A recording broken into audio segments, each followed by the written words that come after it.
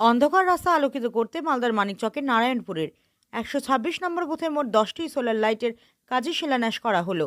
রবিবার বিকাল নাগাদ ফিতা কেটে নারকেল ফাটিয়ে শিলান্যাস করলেন মানিকচক পঞ্চায়েত সমিতির সদস্য প্রসেনজিৎ মণ্ডল।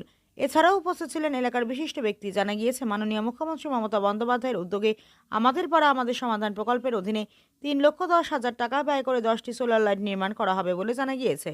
আলোকিত হবে বিভিন্ন এলাকাগুলি, ফলে রাতের অন্ধকারে যাতায়াতের ক্ষেত্রে সুবিধা হবে।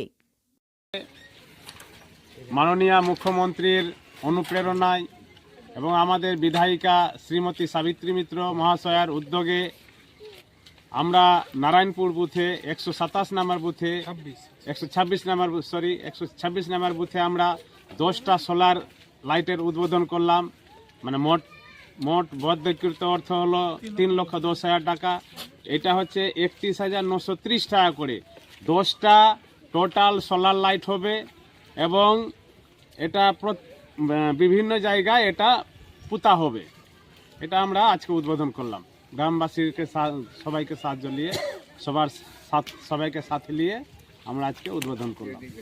ফান্ড হচ্ছে মাননীয় মুখ্যমন্ত্রী মমতা ব্যানার্জির মানে ঐতিহাসিক স্কিম, যেটা আমাদের পাড়া আমাদের সমাধানের মাধ্যমে যেটা প্রত্যেকটা বুথে বুথে 10 লক্ষ করে টাকা দিয়েছিলেন তিনি, তার এটা ফলস্বরূপ আমরা আজকে লাইটটা উদ্বোধন করলাম। কবে থেকে কাজ শুরু হবে? এই মোটামুটি পরশুদিন থেকে কাজটা শুরু হয়ে যাবে।